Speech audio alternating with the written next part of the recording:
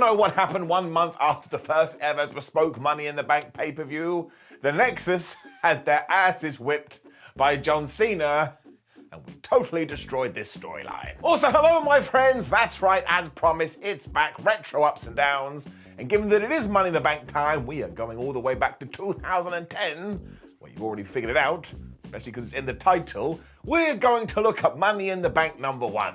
Does it even make sense? Because it's not Money in the Bank #1, but you know what I'm talking about. The reason that I did want to talk about all the Nexus stuff to begin this is that actually, when WWE did decide to move Money in the Bank to its own special space, people were pretty pumped. Also, because this show's actually quite decent. But it also drew about 169,000 pay-per-view buys, which was very good for the time, especially because WWE was trying to run 78 pay-per-views a year in 2010. And actually, some storylines were given time. I mean, some of the storylines were absolute pants, but still. Because Sheamus was all pumped up to take on Randy Orton, and we've already mentioned everything between John Cena and the Nexus, but don't pretend until it did imploded that people weren't like, oh man, I can't believe it, what's gonna happen here?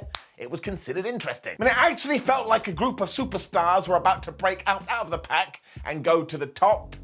And instead nothing happened, and a few months later they formed the Core. I hate my life. Amazingly too, the Irishman was in this spot because he was meant to be feuding with Triple H, but old Game had told his bicep, so instead he was moved into a program with John Cena. But that didn't matter, because who was the world champion as of me talking? That's right, it was Sheamus. It also meant a bunch of other things happened too, because Randy Orton was meant to be on Team Cena when we got to SummerSlam, but then the Viper was pulled out of that, and he was plugged into this program instead.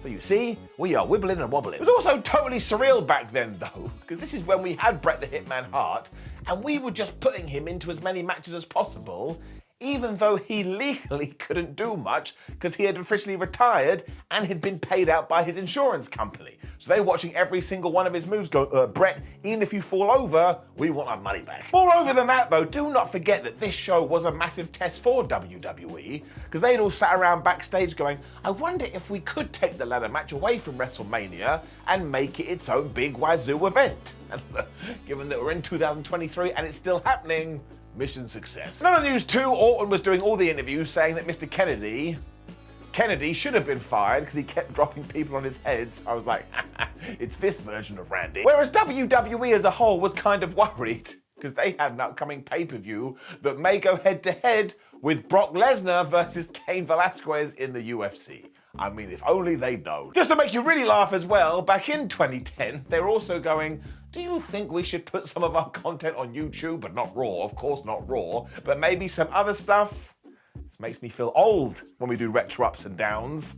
Dig my grave already. Screw that though, because yes, once again, welcome back my friends, and we are going to July 18th, 2010, and Kansas City. Let's up those downs for Money in the Bank 2010. So we do start in La La Land, because of course this was also a time where we have to have all the Money in the Bank matches that we possibly could. And opening the show was for the SmackDown Money in the Bank. When you take a step back and think about it, that doesn't make any sense. So just sees Kane versus The Big Show versus Dolph Ziggler versus Christian versus Matt Hardy versus young Drew McIntyre versus Cody Rhodes versus Kofi Kingston.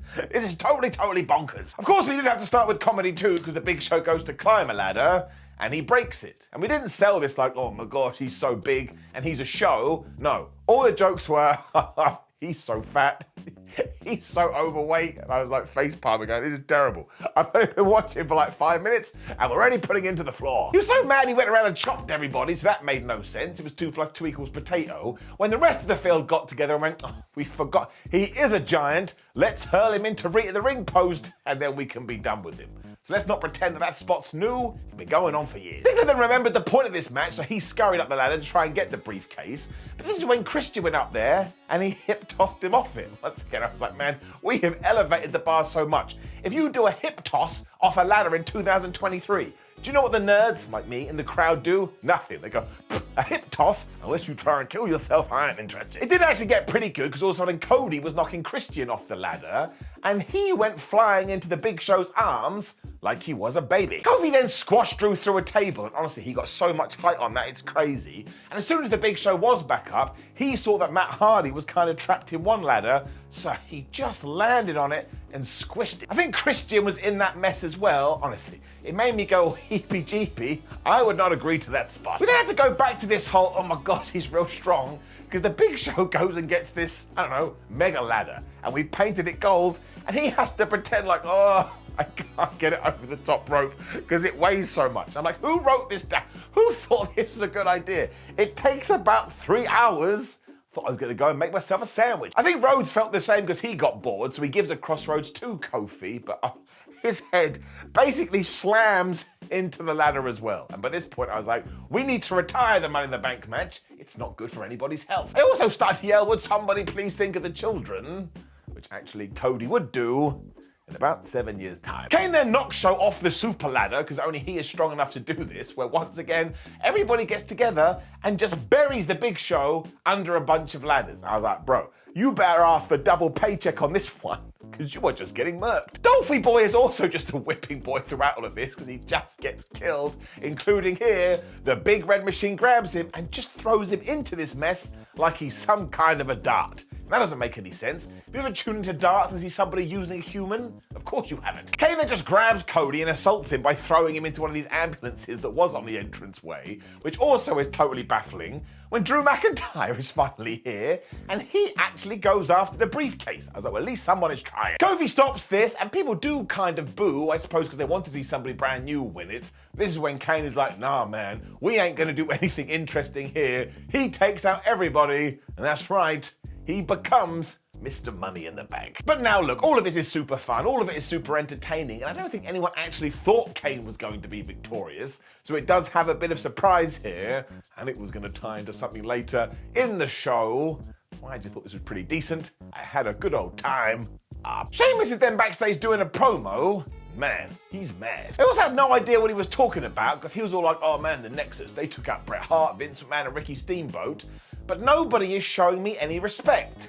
Like, what the hell does that mean? That's the equivalent of, oh, hey man, how you doing? Bananas. Yeah, we're done. The Irishman is still going to beat John Cena though, a man who continually insults his hair and his skin color.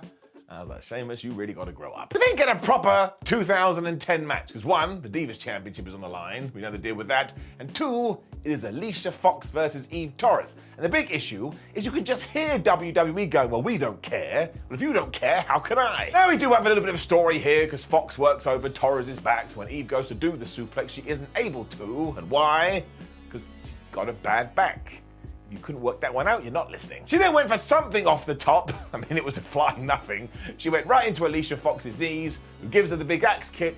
1, 2, 3. And I won't be horrible, but I did ponder to myself, if I had never seen this again, my life would have been no different. So, I mean, WWE really did bring all this women's revolution stuff on themselves, but yeah, I mean, you can't get away from it. It's pointless. It's nothing to do with the competitors. That's just the way they're booked. Down. When we got goofy wrestling, it's for life, don't you know? Because Jack Swagger is backstage and is on the phone talking to his mum, and they are yelling about the fact that he let Kane chokeslam his dad on SmackDown. I had no recollection of this storyline, so I went and watched the clips. What on earth were we doing? Because Jack is all upset going, well, Daddy just wanted to live by me, so I had to teach him a lesson. I was like, why don't you just sit down and do some maths? Why the hell would you go find a big red machine and go, yeah, kill my daddy, kill him? I mean, when you start saying things like that, it's as if we're watching a different form of entertainment. Jack Swagger also drops in his catchphrase when talking to his mother.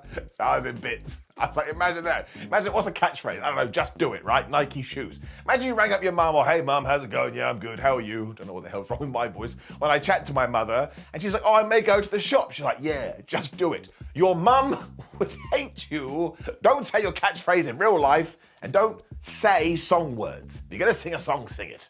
Let's move on. They can get another blast from the past as well, because it is Tyson Kidd and David Hart Smith taking on the Usos. If that one doesn't tie in. Because Jimmy and Jay have clearly always been talented dudes, but holy crap, over the last 10 years, they have come on leaps and bounds. I mean, they're basically nothing here, whereas in 2023, they're some of the best wrestlers on the planet. I also can't handle seeing David Hart Smith without going into some kind of a slump, because I do not understand his WWE career. He obviously had a mini run here, then they released him, then they brought him back a couple of years ago, he was at one house show, and then they fired him again. I mean, if you were him, you'd never want to go back. Because it really is just like a Professor Layton puzzle, although I will say him and Tyson Kidd in a tag team are really good. It made me feel sad in my tum-tum about old Tyson, because of course he had to retire through injury.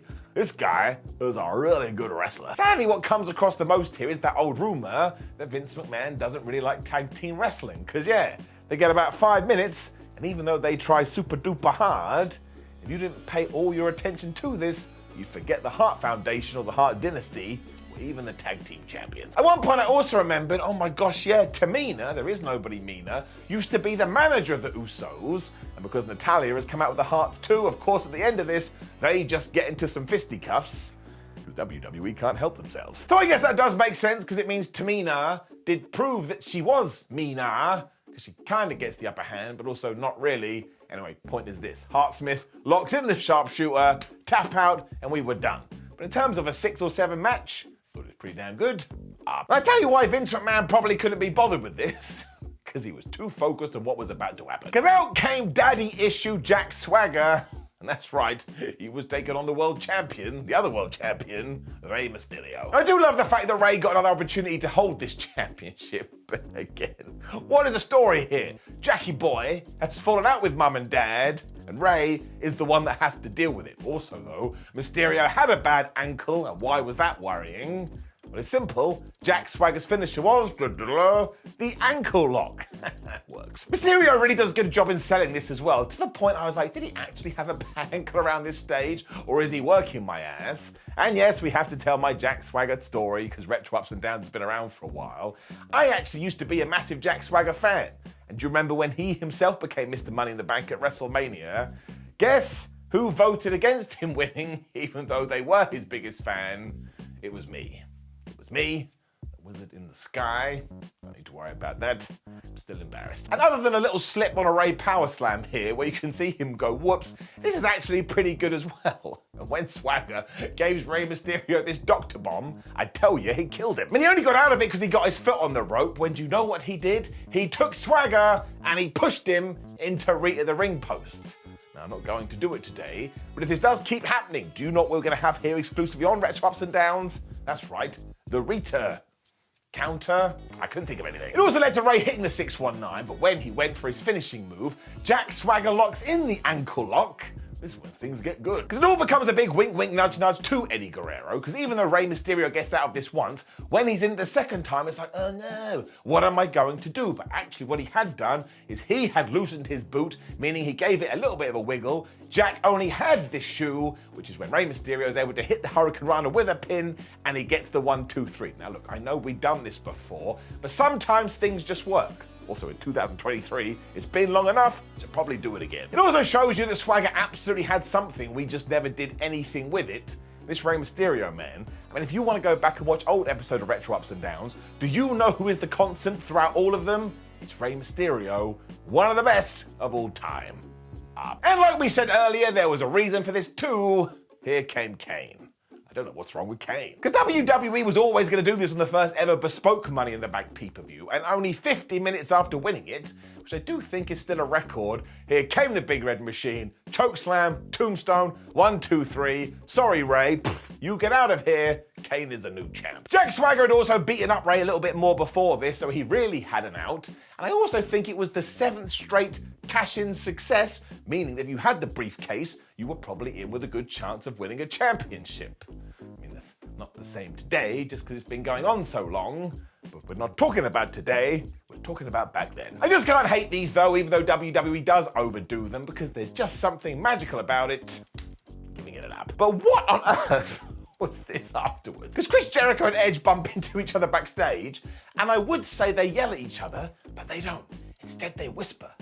Edge goes, Chris Jericho, I'm gonna beat you at Money in the Bank. Jericho's all like, oh yeah, well I invented the Money in the Bank, so I'm gonna win it. Edge is like, oh yeah, well you've never won a Money in the Bank. But Jericho's like, oh yeah, well that just makes me more dangerous. And it's really creepy as a little bit sexual. When we were back to face palms. For yet it was more evidence that the women really needed something, because we get to Kelly taking on Layla for the Women's Championship. Tiffany and Michelle McCool were at ringside, so of course they kept casting distraction. And look, it's exactly the same as the other one. It goes 3 minutes, a bunch of people on the outside do interfere, and the finish. Look, I'm gonna be horrible here. Things go wrong. Things go wrong in my life all the time. I can barely walk down the stairs. But Kelly squared, goes to hit the most devastating move in all of sports entertainment, the surprise roll-up. Layla reverses it. Doesn't work. It doesn't work at all. And Matt Striker just shouts out, "Oh, Wembley." Now he's referring to Bret Hart versus the British Bulldog. There's no context whatsoever. It's on the floor. This whole thing is like taking drugs. My only real worry is I watched it, I was like, man, the structure of it was a little bit like something I saw on SmackDown recently. So you may want to adjust that, WWE. But again, yeah, they didn't stand a chance. Down. And then, my word, how do I not remember this? For it is the other Money in the Bank match, which does see The Miz taking on Evan Bourne, taking on Chris Jericho, taking on Edge, taking on Ted DiBiase, taking on John Morrison, and taking on Randy Orton. And who comes out the other side, smelling of roses, or smelling of a briefcase? It's none other than The Miz. Orton does kill Bourne instantly with a draping DDT onto the ladder, so I was like, well, he's out of here. When Mark Henry's all of a sudden going, "Oh, I'm so strong," as everybody else tries to take him out. And I'm like, nah, bruh, we've already done this. Somebody hit reset. Maurice, who was still with her husband, then tried to climb the ladder. And I was like, that's absolutely not how it works. And do you know what John Morrison does? He stops her. He tells her to leave. That's right. If this was the Attitude Era, you would have definitely got a different outcome. Mark then destroys Evan again because he does a world's strongest slam onto a ladder. Like this poor guy. Can't we just give him something? And I think Randy Orton at that point feels a bit lonely, or maybe he was listening to the voices in his head. He just starts RKOing everyone. Thankfully, Bourne then does get his moment because he comes off with his shooting star press onto Randy. And yes, they too go crashing through a ladder. It just makes me want to cry. We have been doing this for 13 years plus. Wrestlers are insane. It then does go a little bit bad because Evan uses that to climb the ladder and get the briefcase. And this poor guy, he is kerfuddling with it for so long, all the fans start to think, oh my gosh, Evan Bourne is going to do it. That wasn't the case, it was just a mistake. Chris Jericho cuts him off. I mean, my nan honestly could have unhooked the thing in this amount of time, which would have been very impressive because she's dead. When Orton returns and throws Edge off another ladder, and once again, it almost murders him, and I'm not kidding, because he falls onto or close to this other ladder that's at such an angle, it would have impaled him. So I am just walking around going, can we all just calm down, guys? The answer is no. It also means that Randy is now in the right position and he goes for the briefcase. And honestly, you can tell that he's always been a megastar because this audience just gets up for it. They want it. It's also why it's so well done because this is when The Miz finally says, well, I'm going to do something in this match. He stops Randy Orton and he unhooks the briefcase, and I tell you, he just gets showered in booze. He then cuts Wrestling Promo 101. He's like, oh man, nobody ever believed in me, so I'm going to show you. Which he did do, because don't forget this is 2010, and what's he about to do in 2011? I liked all of it. I thought it was very well put together. I had a good old time. Let's get it up. It also means that we have to get to our main event when there was another stipulation. Because why wouldn't you do that on a show that's called Money in the Bank? But yes, we are in a steel cage, and it is John Cena versus Sheamus for the WWE title. Fair play to them, they do all they can. Cena is proper Cena at this point, obviously, but he is a megastar and he just radiates that kind of emotion. And this Sheamus, I tell you, we are gonna miss him when he's gone. Like, he's much better today than he was back in 2010, but we don't give him the plaudits. He's also the firm favourite because back then nobody liked John Cena. In fact, they were sick of him. But it just means that everybody brings the noise. As long as you've got noise, everything's going to be okay. I did do a lot of reading about this period too, and it's very kind of weird during this, because you're like, why are the fans so quiet? And that made perfect sense. The Nexus that kept turning up and kept turning up and kept turning up, they knew, because the audience isn't dumb. They were like, well, there's no point getting excited about this until we do see Wade Barrett and his crew, because that's when it's going to get good. I was still amazed that these two decided to do a sleeper in a cage match. I was like, I don't actually think we need to do that, but it actually tied into a great spot because John Cena starts climbing the damn thing with Sheamus on his back. Once again, I was staring at him like, you're not human. The children and women then start cheering for Cena, so everybody else starts cheering for Sheamus, so it gets really good, especially because you get bro kick out, AA kick out. I think they thought it was WrestleMania. It wasn't. It's also the catalyst to bring out the Nexus, and let's not pretend this wasn't working, because as soon as the fans do see them, holy crap, baby, they start to go nuts because they know that Shib is about to kick off. Michael Tarver also has some bolt cutters. for some reason, it's perfectly legal. Nobody cares, although they do get removed, and when they try and get the key from referee John Doan, he just gets it and he throws it in the crowd. I mean, that's like pissing off Jason, who's about to kill a man. But you do you, dude. You do you. We then remember a match is going on, so Cena locks in the STF, but because the officials are trying to deal with the damn Nexus, nobody sees Sheamus tapping out. So John Cena is meant to be the brand new champion. You know the deal. Unless a proper person sees it, it doesn't count. John then just decides, well, all right, I'll climb over the top when every single Nexus member goes after him to stop him.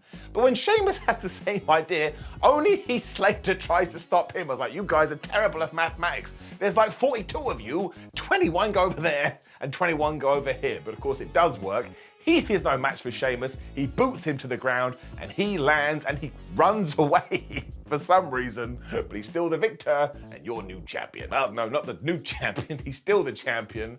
And of course the show ends with John Cena destroying all of the Nexus. Because look, we were being told, you want to watch SummerSlam, do ya? Well, this is going to happen. But we're not talking about SummerSlam today. We are talking about Money in the Bank, and it was a fine main event, I suppose. I had a good enough time. I mean, it's nothing great. Giving it an up. And look, before we do end, back by popular demand, which is the same reason Retro Ups and Downs has returned, we shall go through the star ratings. Now, I'll do Dave Meltzer's Wrestling Observers today, but people would like me to jump around. So maybe next time we'll do, I don't know, the Pro Wrestling Torch. Anyway, the SmackDown Money in the Bank got 4 stars. Alicia Fox versus Eve Torres got 3/4 of a star. Kevin Smith versus the Usos got 2.75 stars. Mysterio versus Swagger got 4 stars. Kane versus Ray obviously didn't get rated. Layla versus Kelly got half a star. The Raw Money in the Bank also got 4 stars. So you're sitting on the fence there, are you, Dave? And the main event got 3 stars. Seemed kind of fair. Which of course brings us to the end of Money in the Bank 2010 ups and downs, and you know the deal. Get into those comments. What other shows should we do? But at least type it into YouTube first. We did do a lot last time. People going, do WrestleMania 17. We've done it. Also, please do like the video, share the video, and subscribe. Click the video on the screen, which will be an old episode of Retro Ups and Downs, which is kind of a paradox. Also, you can go to WhatCulture.com and follow us on social media. WhatCulture WWE, Simon316. I just want to thank you, because the only reason this show has returned is because you cared about it. And you tweeted me a lot, to the point you beat me into submission. Now you got to watch it, and now you've got to support it, much as I will always support you. Take care. Goodbye.